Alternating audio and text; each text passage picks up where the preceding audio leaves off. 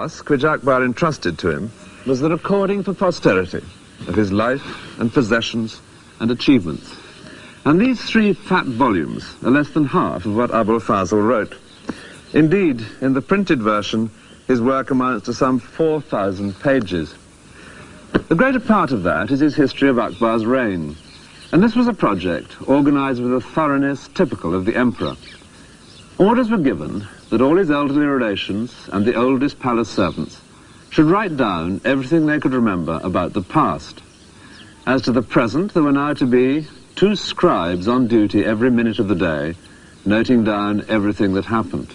An Englishman visiting the Moghul court wrote that no part of the emperor's day goes unrecorded.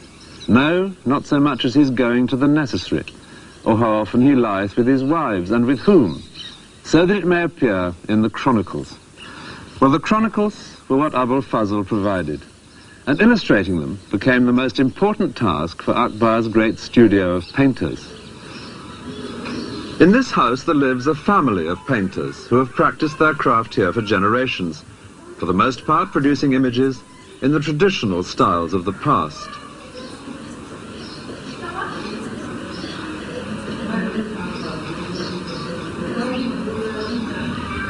Among the many schools of Indian art, the greatest is that of the Moghul court, established by Akbar.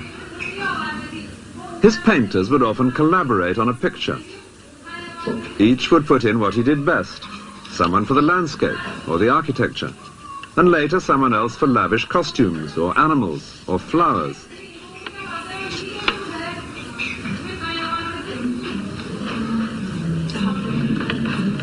And always someone for the most skillful task of all, the faces. They had to be recognizable. What Akbar looked for in a painting was an accurate image of the life that he knew.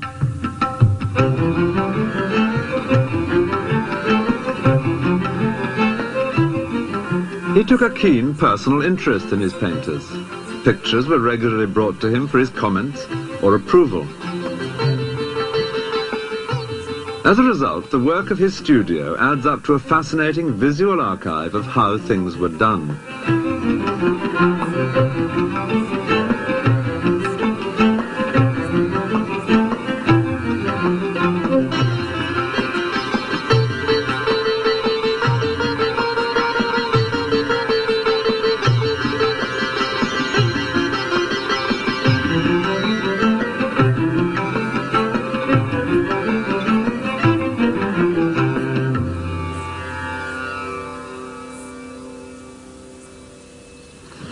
In his great work, Abul Fazl also collected masses of dusty information about the empire and how it functioned. Statistics, for example. There are columns and columns of them, and they run on for page after page after page. And then there are fascinating nuggets of very unexpected information. The ranks of the camels and their servants, or regulations for oiling camels and injecting oil into their nostrils. Whenever anything worth having has been invented, it's invariably credited to Akbar himself. Under the manner of cleaning guns, we learn that this used to be a most laborious task. But His Majesty, from his practical knowledge, has invented a wheel, by the motion of which 16 barrels may be cleaned in a very short time. The wheel is turned by a cow. And then there are fascinating details about Akbar's daily routine. We learn that he never drank anything but water from the Ganges, which was carried with him wherever he went. And he had the great luxury of ice arriving every day of the hot Indian summer in an endless succession of boats and carts from the distant Himalayas. He only had 1 meal a day, but the fuss that caused was phenomenal on its long journey from the kitchen. India's housewives still prepare dishes for their husbands to take to work in that splendid Indian invention, the tiffin can. But Akbar's dishes were sealed for a different reason, fear of poison. Before sealing, each was tasted by 3 officials. If anyone was going to die in instant agony, it would not be Akbar. One of the greatest bonds between Abul Fazl and Akbar was a shared love of religious speculation. And Abul Fazl spends a great deal of space in this volume describing the beliefs of different religions.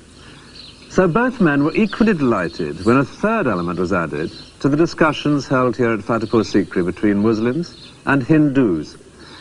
There arrived from Goa something entirely new, a couple of Jesuit missionaries. Christian engravings had already begun appearing in the elegant scrapbooks kept by Moghul courtiers, because the Portuguese had now been in Goa, on the west coast of India, for half a century. Distributing images of this kind was a part of missionary activity. The efforts of the missionaries did lead to some surprising juxtapositions. The companion for Jesus is Akbar's own son, Jahangir. Akbar's Muslim advisors were ordered by the emperor to engage in debate with the two visiting Christians. Akbar expected some sort of truth to emerge. Vain hope. The Jesuits pitched into the Muslims with such vehemence that the emperor himself had to take them aside to advise caution. Even so, they stayed for 3 years in Fatehput Sikri, only leaving in despair when Akbar announced his own new religion. But at least they had provided some interesting new themes for Indian artists.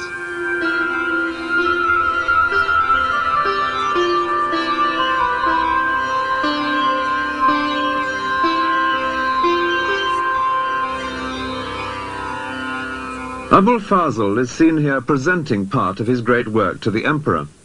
He never quite completed his history of the reign because he died 3 years before Akbar.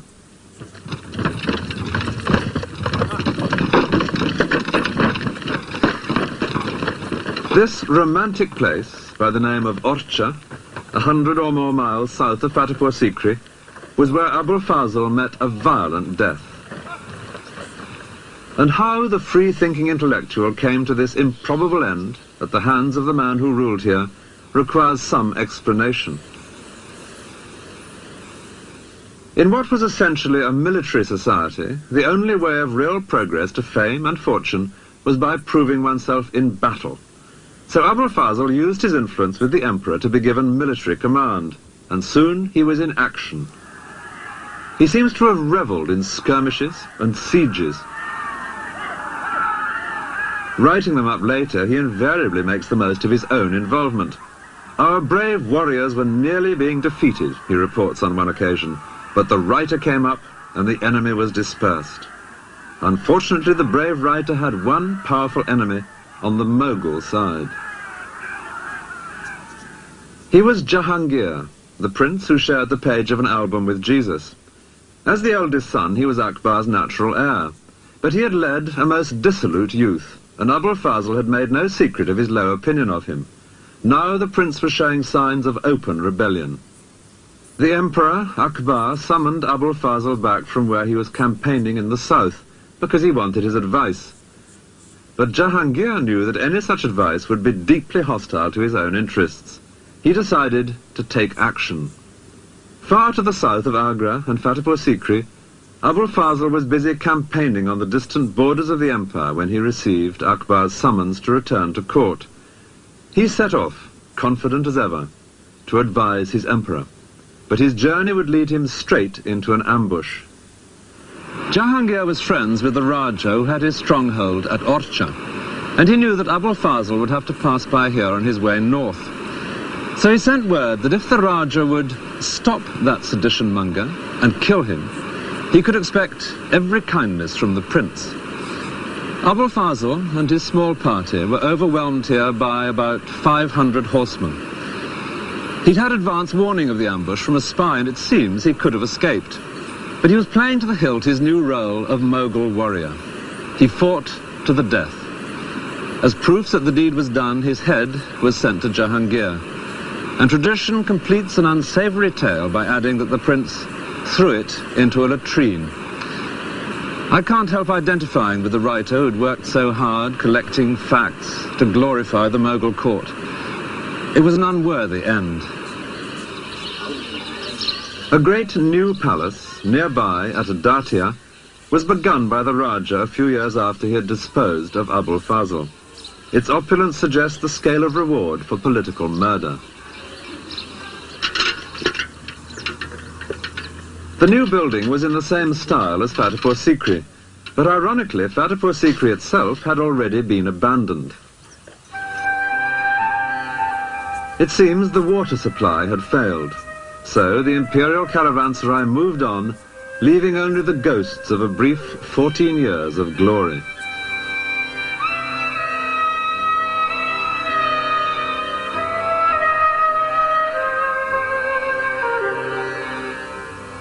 From 1584, Agra was where the emperor now once again made his headquarters, within the magnificent great sandstone walls which give the Red Fort its name.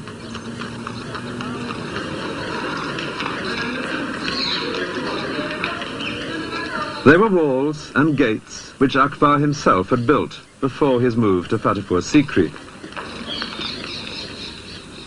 The last years of his life were darkened by the question of the succession. Akbar was now in his 60s, and he had no great liking for his son Jahangir, the murderer of Abul Fazl. The rumour was that he might skip a generation. Jahangir had several sons. Was it perhaps in the old man's mind to pass the crown to one of them? Some tried to read the answer in one particular event. A favourite entertainment among the Moguls was the elephant fight, and Akbar now ordered a contest between the best elephant of Jahangir and the best elephant of Jahangir's eldest son. Many believed the result would decide which of them should inherit the crown.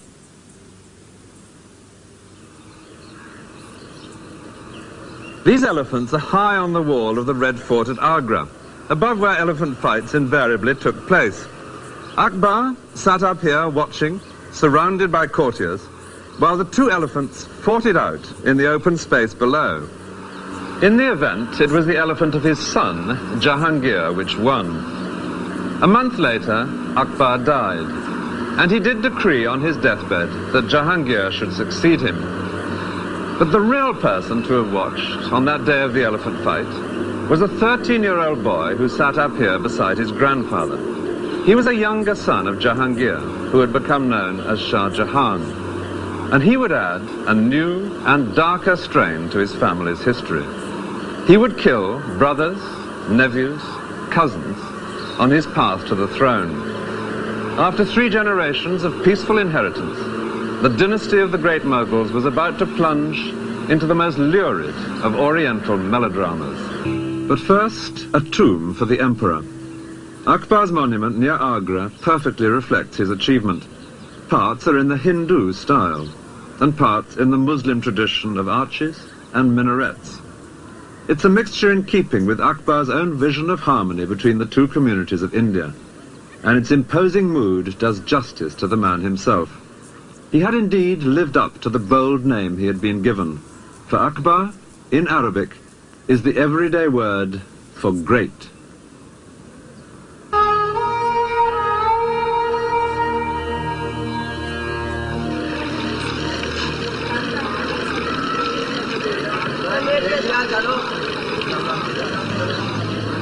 The lake of Pushkar in Rajasthan, one of the holiest places in India. Hindu pilgrims have been coming here for more than 1,500 years.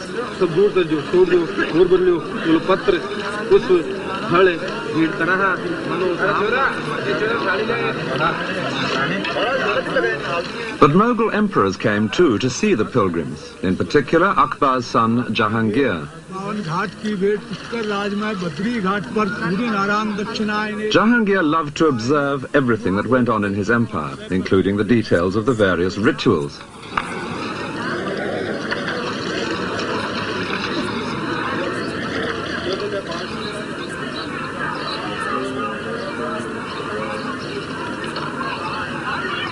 With Jahangir, a new element enters into the family history.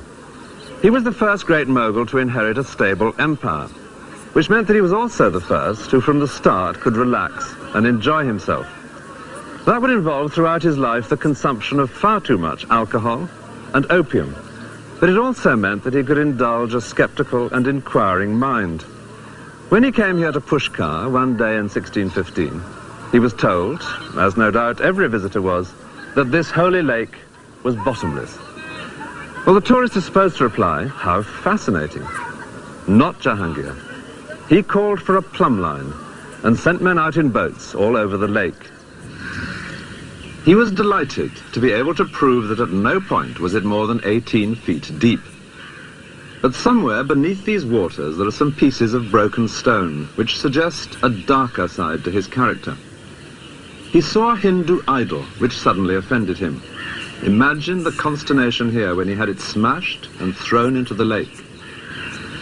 The reign had begun with a grisly example of a sadistic streak in Jahangir. His eldest son mounted a feeble rebellion against him, and in Jahangir's reaction there was too much of macabre humour. His son's two closest accomplices were sewn up in the wet skins of a newly slaughtered ox and ass, complete with head and ears, and were then seated on donkeys to be paraded all day through the streets. It was a death sentence with a built-in element of gamble. The question was whether the heat of the sun would shrink the skins enough to suffocate the men. By the end of the day, one of the two was dead. Meanwhile, the prince himself was being forced to ride an elephant down a street lined with stakes, on each of which one of his supporters was impaled alive. The prince was later foolish enough to attempt a second rebellion, and this time his father ordered him to be blinded. He would spend the rest of his life moving round with the court as a prisoner. From time to time, Jahangir did see him, but he noted in his diary he found the prince depressing. Fortunately, this strain of cruelty was to be rare in Jahangir's reign, though at the end of it far greater family violence would break out. Before then, though, there were to be 20 years of peace and prosperity, during which the arts of Moghul India would flourish as never before. Akbar had set up the imperial studio of painters, but under Jahangir they would excel in images of often outrageous political bravado. Here Jahangir embraces his great enemy, the Shah of Persia, but meanwhile the Moghul lion has nudged the Persian lamb right into the Mediterranean. Jahangir loved watching animals and birds, and would note their habits in minute detail in his diary.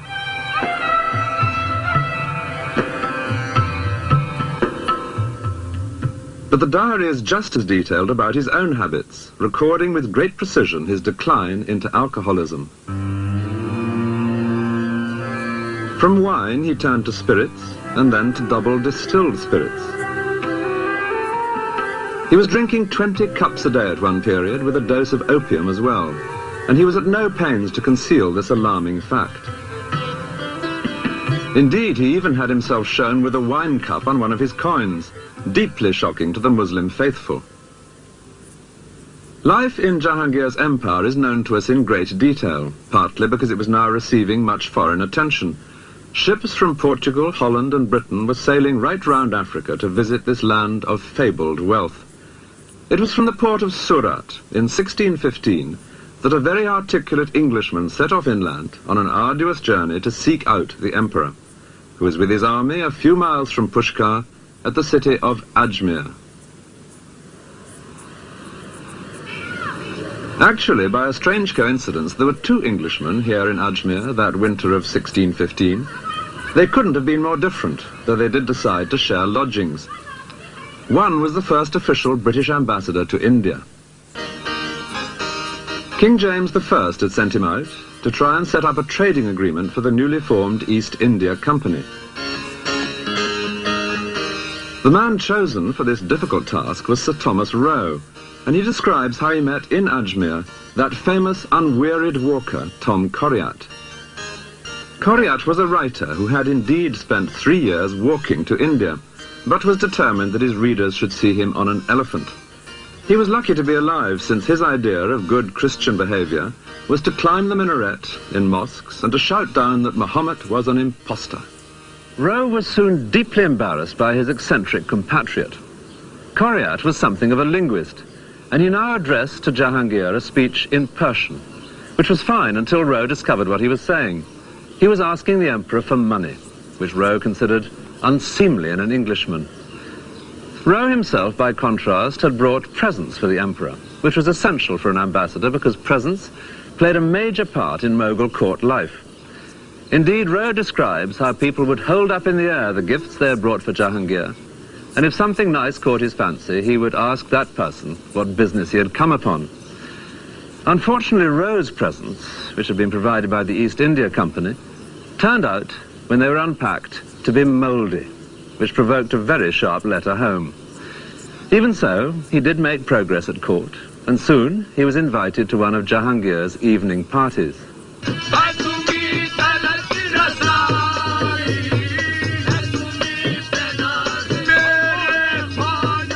A guard at the entrance sniffed the breath of every guest in case he had been drinking, a somewhat hypocritical precaution, Rowe considered. And indeed, serious discussion of British trade did turn out to be quite impossible. The Emperor was, in Rowe's words, too drowsy with the fumes of Bacchus.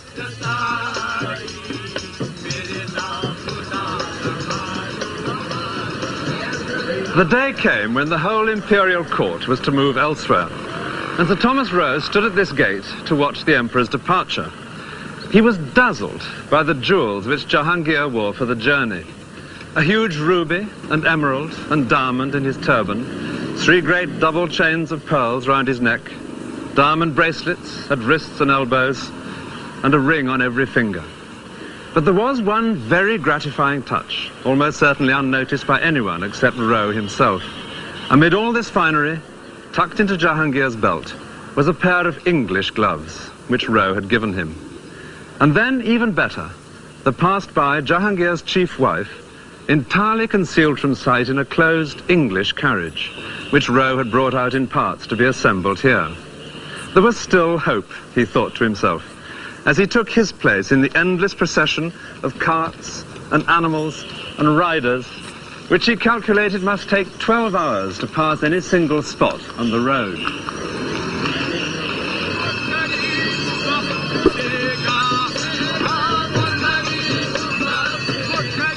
The Emperor's own travelling palace itself needed 600 animals to move it from one place to the next. And when the whole city of tents was set up, Rowe considered it one of the wonders of his experience. It was some 20 miles around. Here the daily life of court and government could be carried on just as in a permanent city of stone. After 4 months on the move, the royal caravan came to Mandu, a vast hill fortress where Jahangir now settled in for a prolonged stay. Here were palaces in which it was a joy to relax after the upheavals of travel.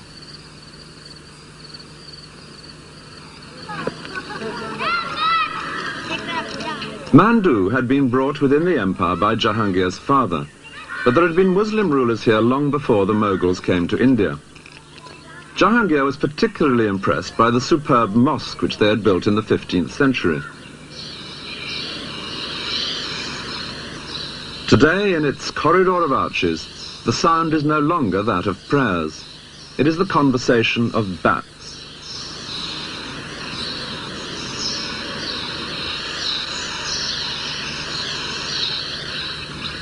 Sir Thomas Rowe's first task, after arriving in Mandu with Jahangir's court, was to find lodgings. He couldn't afford the comfortable places that were being snapped up by the rich courtiers, so he set off to look for something within his own means. And eventually, he came across a deserted mosque, which he thought might just do him. And this is believed to be the very one. It's not exactly lavish, but he would make the best of it.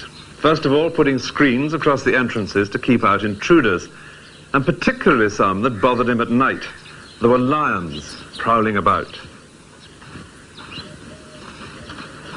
I like to think of him safely barricaded in here with his dwindling stock of presents for important people piled high in an alcove. Now he could get on with the real work of an ambassador, joining in life at court, being seen at the best parties, always trying to get the ear of the emperor. One of the most important parties was on the emperor's birthday.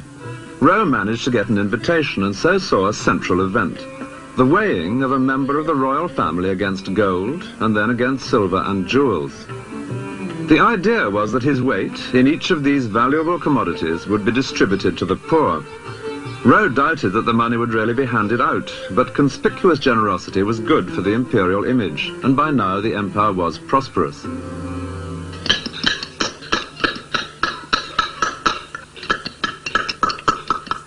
Nearly all rulers bring prosperity to the masons as they build palaces for themselves or temples to God.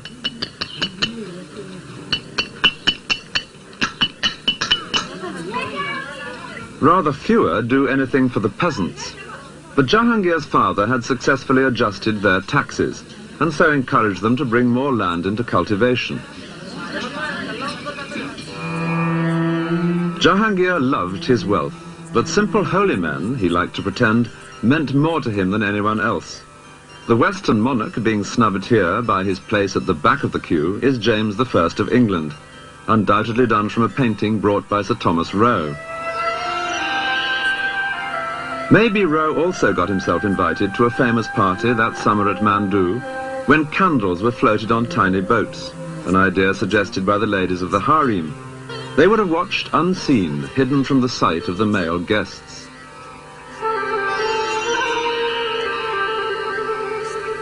Every new day that Sir Thomas Roe woke up in his makeshift home at Mandu, it became more and more clear that he was getting nowhere in his main task, that of winning a trading agreement for Britain's East India Company. And by now he was well aware of the reason. He was often with the Emperor, who seemed very friendly, but he was nowhere near the real seat of power. That lay, unseen, behind the throne, in the shape of a woman, famous in India's history.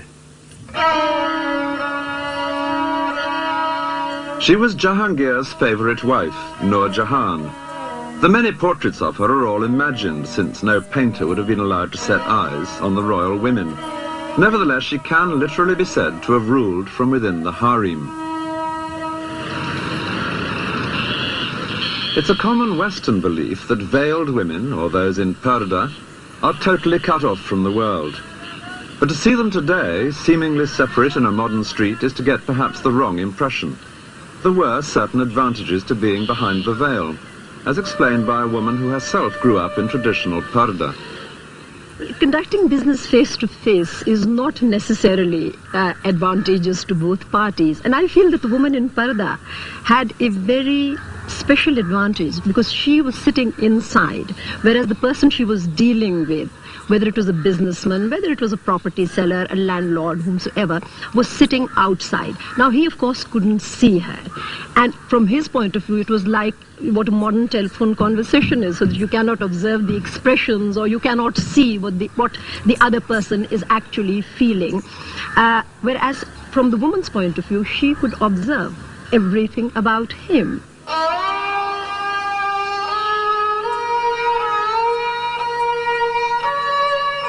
Behind every beautiful carved grille in a Moghul palace, there were attentive eyes and ears. Eunuchs would move in and out of the harem with messages and instructions. Some of the Moghul women even owned ships which traded overseas. So Jahangir's powerful wife, Nur Jahan, was not so much the exception as the best possible example of what could be achieved from behind the veil.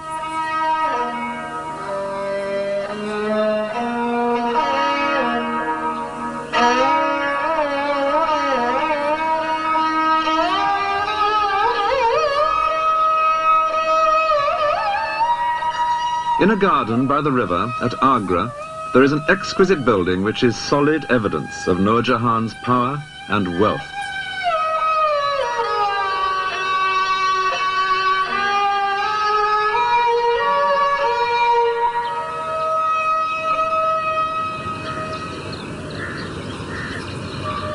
This is the tomb which she built for her father. It's like a perfectly jewelled casket, but done to a monumental scale in the most exacting of crafts. The inlay, in white marble, of intricately shaped and many-coloured stones, each set in so precisely that to the touch alone you could think it an unbroken surface.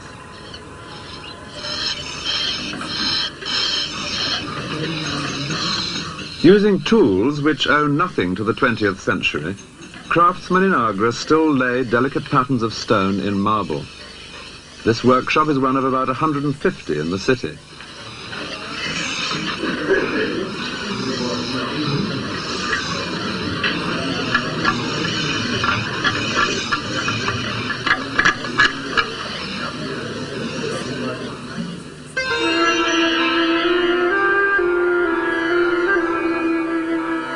The Taj Mahal, which at a distance looks pure white, is decorated all over with this kind of inlay on a massive scale.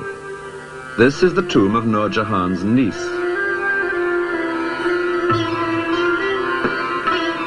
And just a couple of miles upstream from the Taj Mahal is the earlier tomb, the one she built for her father. The most spectacular of Mughal monuments, both for people born into her family and only connected by marriage with the Moghuls.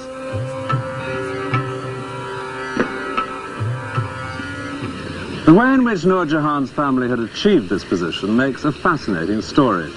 Her father, for whom she built this tomb, was an adventurer from Persia, who made such a name for himself that Jahangir appointed him chief minister. But the family's fortunes only really began when Jahangir fell in love with his chief minister's daughter, Nur Jahan. These are the sort of paintings one can still buy today in Agra's bazaar. We'll make them stand for Jahangir and Nur Jahan. They married. And when her father died, Jahangir appointed in his place, as chief minister, her brother. So already, they had things well buttoned up. The sister, behind the scenes, the brother in the council chamber. There was one very powerful member of the royal family, Jahangir's favourite son, the headstrong Shah Jahan. And they had a plan for him too. The brother had a beautiful daughter, surely the perfect bride for the prince. History would come to know her as Mumtaz Mahal, the favourite one of the palace, the beloved bride for whom Shah Jahan would later build the Taj Mahal. But now this block of power on her brother's side began to distress Nur Jahan, and she hatched a new plot. She had a daughter by a previous marriage, and she now made a favourite of an insignificant son of Jahangir's, someone she could easily dominate, and she arranged for these two to marry, thus balancing the board. One of these two princes would inherit the throne, so it was now certain that one granddaughter of the Persian adventurer must become empress. But which? Time would tell, and probably soon, because Jahangir was by now increasingly decrepit. The wild card in this pack was Jahangir's favourite son, Shah Jahan. It was he in this scene being weighed against gold. But the favours suddenly ceased when Nur Jahan turned against him, and he in retaliation was soon in open rebellion against his father and his stepmother, keeping always on the move to avoid the armies which Nur Jahan now sent out against him.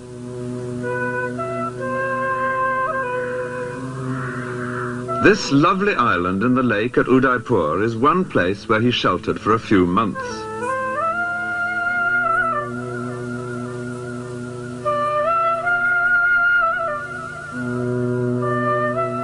Here, to the south of the empire, he was far enough away to be safe. Yet it was also important to be within striking distance when his father died. And to add to Shah Jahan's difficulties, Jahangir was now spending more and more of his time in the extreme north. Kashmir, he had discovered, was good for his asthma, with its lakes and its cool mountain air. In the last years of his life, Jahangir came here every summer.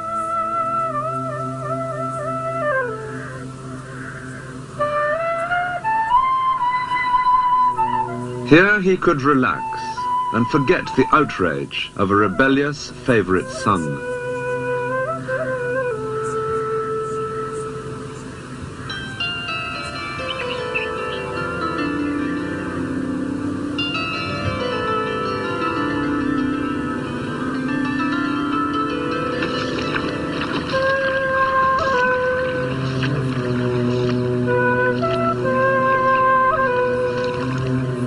And in Kashmir, in 1627, he died. His life, devoted largely to his own pleasure, had strangely brought his empire peace and prosperity. His death would unleash the violence beneath the surface. Lahore was where they took Jahangir's body for burial. A few miles to the north of the great mosque, there now stand his tomb and those of the brother and sister who had opposing ideas as to who should succeed him. The tomb of Nur Jahan lies today right up beside a railway line.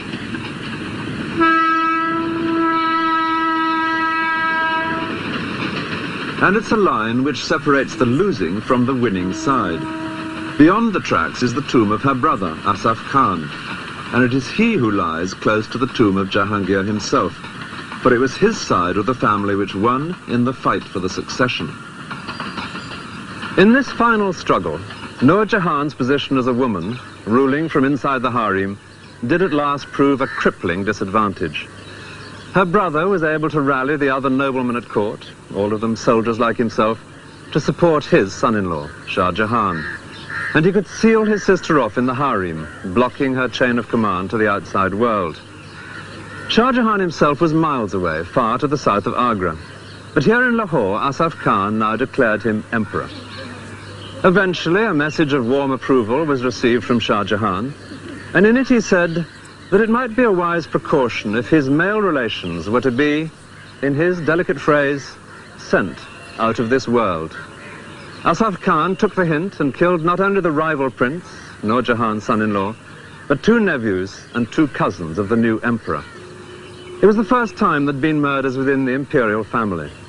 But Shah Jahan's cruel example was to be often quoted and ruthlessly imitated by his descendants. Meanwhile, Nur Jahan herself was left unmolested, no doubt because everyone knew she was at last powerless and harmless. Shah Jahan gave her a handsome pension, and she busied herself with the second great tomb she had created. It's less delicate than the jewel of a tomb she built for her father in Agra, except where it really matters, inside. In the marble coffin chamber at the heart of the tomb, Nur Jahan provided the most exquisite of monuments to her husband, the indulgent emperor who had made possible her extraordinary career. The inlay of semi-precious stones in marble was a style introduced in Jahangir's reign. On his tomb, it achieves perfection. White marble, supremely worked, was to be the hallmark of the reign of his son, Shah Jahan. But while the surface of Moghul court life was approaching its most brilliant era, so were the internal cracks appearing which would bring the edifice tumbling down.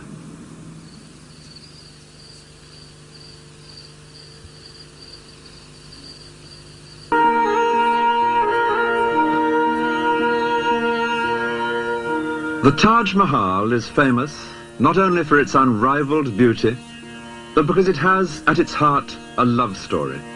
The love of the Emperor Shah Jahan for his wife, Mumtaz Mahal.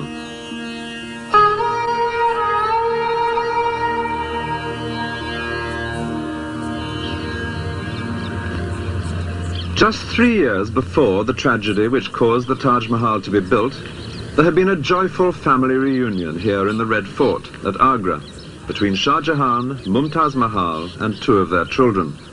The family was exceptionally close.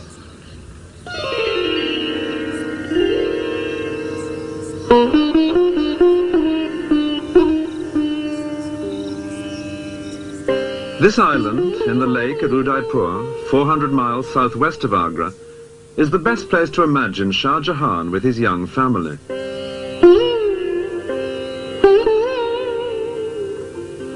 And from their life together here, one can understand something of why he was so attached to his wife that nothing less than the Taj Mahal would do as her monument.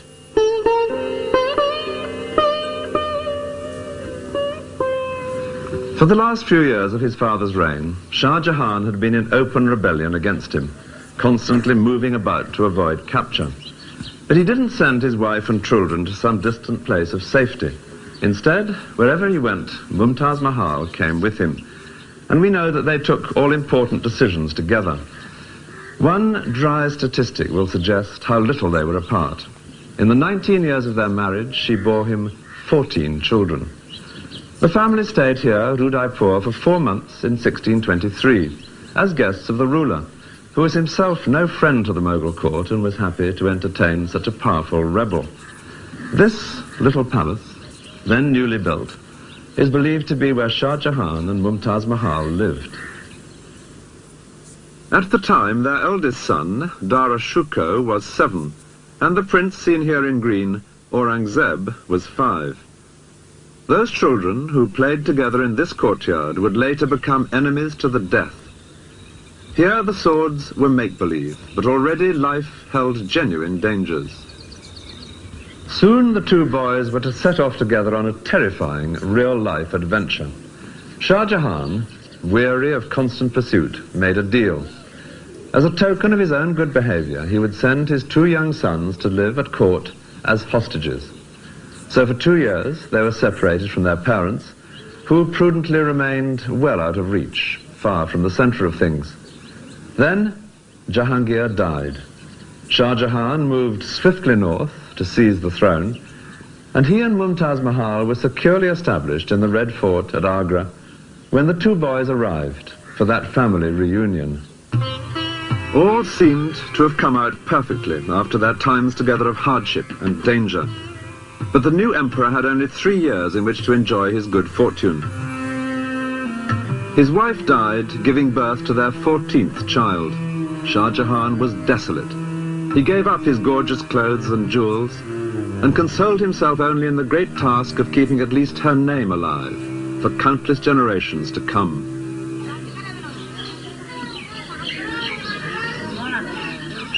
The phrase, Taj Mahal, which has ever since echoed round the world, is just his wife's own name abbreviated, Mumtaz Mahal. It means the favorite of the palace.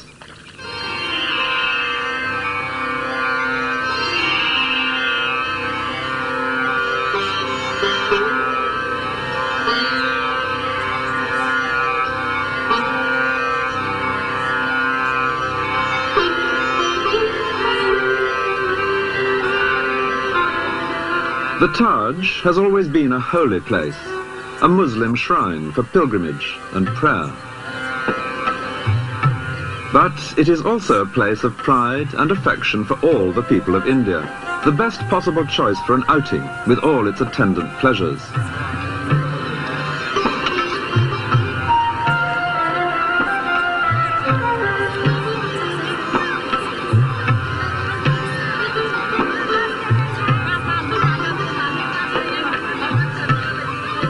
People ask, who was the architect?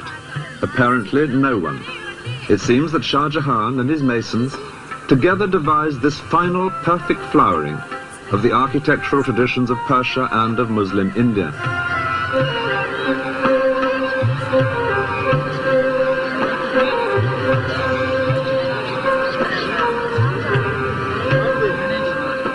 Shah Jahan now increasingly devoted himself to architecture, not only in the Taj itself, but in many other projects. He began entrusting affairs of state more and more to his sons, but he made clear distinctions between them. His favorite was the eldest, Dara Shuko, whom he now kept always by his side, leading a civilized but relatively pampered life at court. By contrast, the younger son, Aurangzeb, was constantly sent out on military campaigns, learning the tough trade of a soldier on the distant frontiers of the empire, just as his father had before him. The Moghul Empire had by now long been secure throughout the great plain of North India, within its natural boundaries of mountains and sea. A grand trunk road through this fertile plain was the backbone of the empire, and it was on the great cities along this route, Lahore, Delhi, Agra, that Shah Jahan now concentrated his energies. The famous painted lorries of Pakistan reveal that this is the northwest end of the Grand Trunk Road, and it was here in Lahore that Shah Jahan now built one of the greatest of Moghul gardens.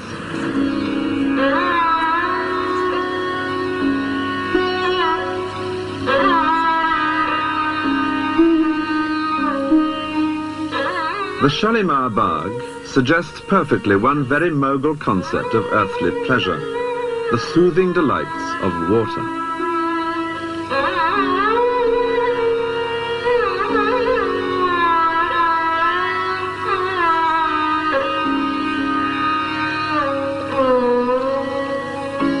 Like Delhi and Agra, Lahore has its Moghul fort. Though much altered in later centuries, some parts do still recall the shimmering white elegance of Shah Jahan's architecture.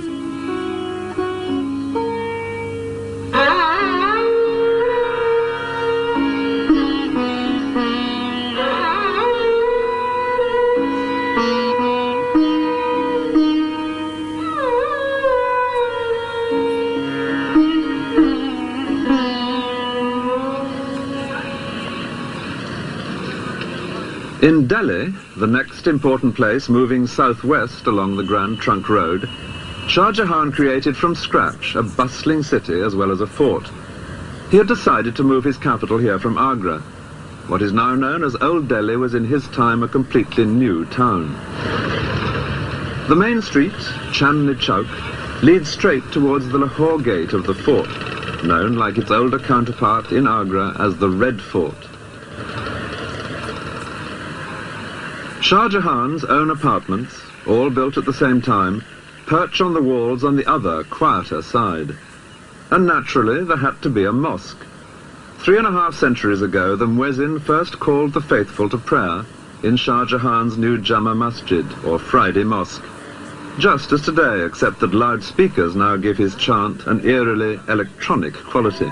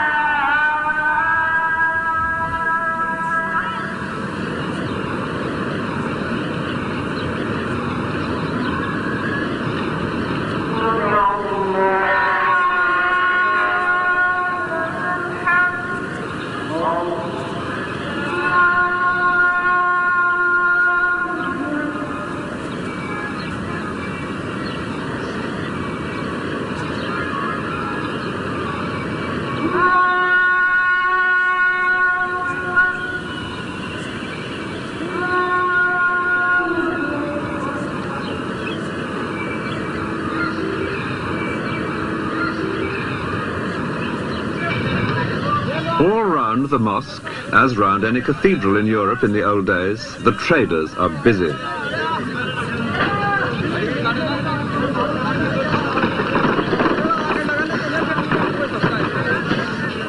This is the market for cereals and spices. There's no space here for four-legged beasts of burden.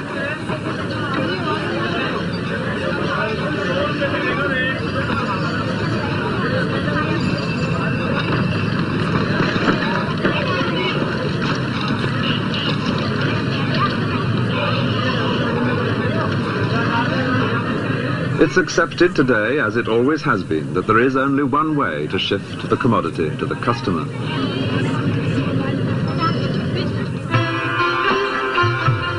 At Agra, too, the Red Fort had much benefited from Shah Jahan's passion for architecture. Within the red sandstone walls built by his grandfather, he had added his own characteristic white marble mosque and pavilions. And because the fort here has been less altered than in Delhi, this is the best place to imagine the emperor's daily life. From his private quarters here, looking east, the sun rises behind the Taj Mahal.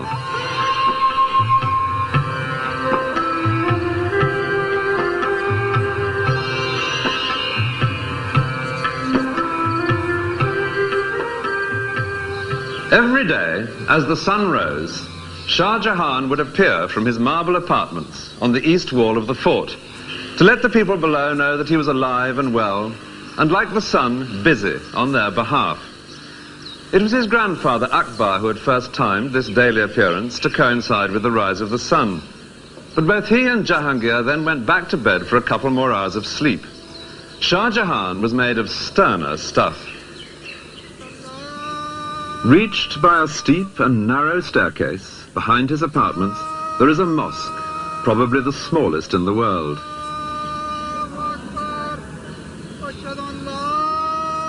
Here, answering the muezzin's call an hour before dawn, Shah Jahan had begun his day with a session of private prayer in this very private mosque. It also made of marble because Shah Jahan was one of the greatest Moghul emperors. Meanwhile, his superb hall of public audience was filling up with those who had any business that day with the emperor. Here, a little before 8, to the sound of hidden drums and trumpets, he would appear in his throne alcove, seated on his famous peacock throne. And the Emperor Shah Jahan used to ride a peacock throne, which was made of diamonds and gills. It was later on was taken by Nadir Shah to Iran.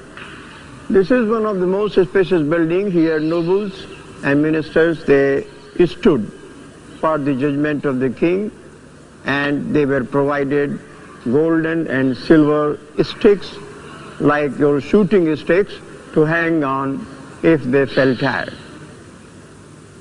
The servants whisking flies from the imperial presence stood on the heads of 2 golden elephants. And the business conducted here was as formal as this picture suggests. Behind the hall of public audience is a courtyard, to which in those days only a few trusted ministers and servants would be admitted. Here Shah Jahan would retire after his public appearance to carry on with the real business of state, in the equivalent of a cabinet meeting. This took place in his hall of private audience, a cool marble pavilion with views over the river. When the business of state was completed, it was already past noon, time for the emperor to slip into the harem for a meal. Here he presided over another court. It consisted only of women and eunuchs, but it was organized much like the one outside. Out of sight, behind what a writer of the time called the screens of purity, there lived a thriving community, abounding in gossip and rumor, and alive with intense ambitions and jealousies, as everyone competed for the favor of a single and almost unlimited source of wealth, the emperor himself. The emperor lived in his harem in a state of pampered isolation. At meals, for example, he alone would eat, sitting cross-legged on rich carpets. All around, set on white calico cloths, would be dozens of gold and silver vessels, each filled with a separate delicacy. To either side of him, a beautiful girl would be kneeling. The emperor would point to a particular dish, a eunuch would hand it to the girl, and the girl would serve him. After lunch, a siesta, with or without a girl, followed by an afternoon visit to a mosque for more prayers. And then, any further discussion with his ministers that might be needed, before returning finally to the harem for supper, this time with musical entertainment provided by the women. By 10 o'clock, Shah Jahan was in bed. A woman, chosen for her soothing voice, would read to him. His favorite book was the diary of his ancestor, Babur, telling how he had captured India. In 4 generations, from nothing to all this, it was most satisfactory. Shah Jahan had seized the throne by force, but he was determined to hand it on peacefully to his favorite, Dara Shuko, the elder of the 2 boys who had been held as hostages before his own accession.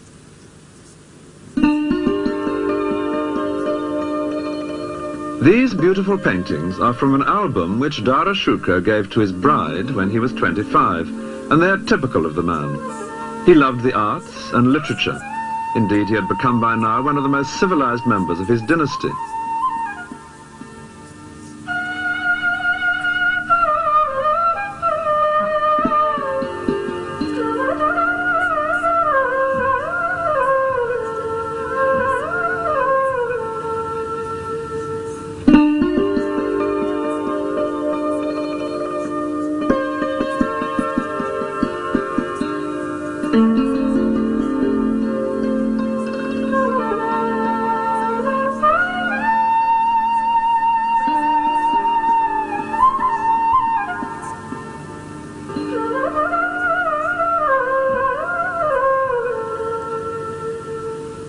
By contrast, Dara Shuko's brother, and most likely rival for the throne, Aurangzeb, was being toughened rather than civilized by the passing years, being almost permanently away at war.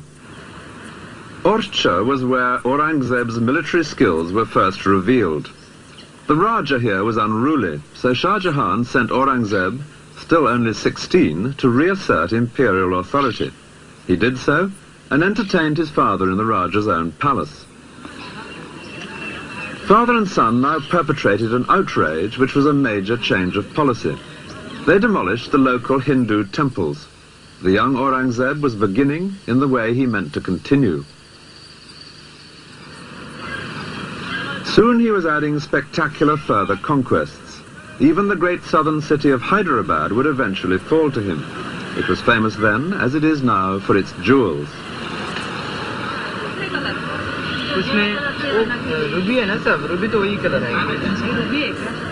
Much wealth was sent from here to the Moghul court, and Aurangzeb should have been able to expect gratitude from his father. Instead, his capture of this city only revealed the obstacles that were now being put in his way. Garnet is darker than this.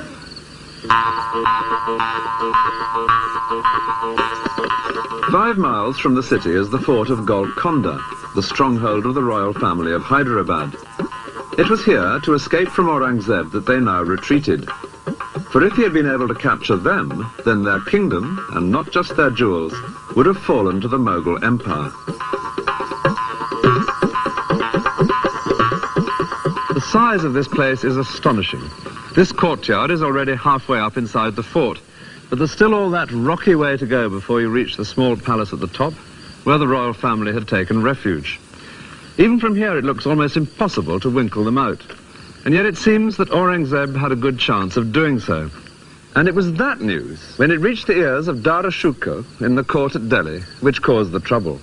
He wasn't going to have his ambitious younger brother scoring a success on this scale. Admittedly, there were agents from here offering him bribes to intercede on Golconda's behalf, and he did take their money.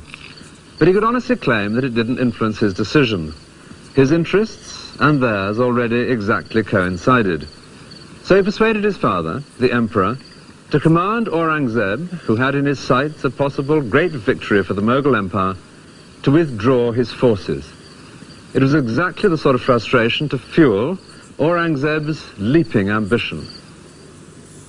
The crisis came when Shah Jahan fell ill in the following year, 1657, and temporarily handed over the business of government to Dara Shikoh. But Aurangzeb and another younger brother doubted whether the arrangement would be temporary. They decided to move. Dara Shikoh was at the center of the empire in Delhi. The younger brother, Murad Bakhsh, was campaigning in the southwest. He now proclaimed himself emperor and set off north with his army. Aurangzeb, further south, was more canny. No mention of being emperor. He merely said he would help his brother to free his father from the treacherous Dara Shikoh.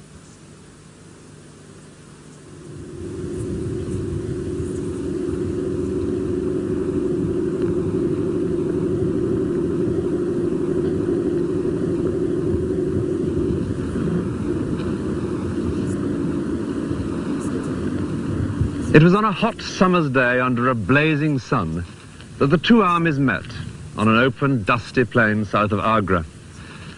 On one side, the somewhat scruffy joint forces of the two younger brothers, unglamorous to look at, but their men hardened in distant campaigns. On the other, the imperial army, headed by Dara Shikoh. An eyewitness has left an account of his magnificent force as it moved out from Agra. Ranks of elephants in immaculate shining armor, squadrons of cavalry with gleaming lances. But the same account goes on to say that most of those soldiers were not very fierce, being barbers, blacksmiths, butchers, carpenters, tailors and such like. A peacetime army under a peacetime general. The midday sun was so hot that men's skin was blistered by their armor. In spite of the barbers and the tailors, it was quite a close-fought battle, but in the end it was Dara Shikoh who turned and fled back to Agra. He stopped just long enough to collect his family and a few favorite slave girls and set off with them on fresh elephants to Delhi. And with that ignominious flight by the intended heir to the throne, the tide turned towards his younger brother, Aurangzeb. It was 2 days later that Aurangzeb and his victorious army arrived outside the Red Fort in Agra, where his father, Shah Jahan, waited, his plans for the inheritance in ruins. Any negotiations here in the fort would be without Prince Murad, who had been badly wounded in the battle. Shah Jahan opened the matter by sending a sword of honor to Aurangzeb with an invitation to visit him. Aurangzeb replied that he would only do so if his father handed over the fort to Aurangzeb's men. Shah Jahan declined, whereupon Aurangzeb laid siege to his father. Cannon fire didn't achieve much against these great walls. Sealing off the water supply proved more effective. After 3 days, Shah Jahan surrendered. Aurangzeb never came in to see his father, and Shah Jahan would never again leave this fort. This beautiful tower became his prison, and his life here was made steadily more bleak. Even his jewels were removed by the servants of his grasping son. All that he managed to keep with considerable difficulty was his pearl praying beads. There was plenty of time now for prayer, and he became, in the way perhaps of old men in adversity, increasingly devout. For the fifth of the great Moguls, the imperial days were over. There were some consolations. He did have a devoted daughter to look after him.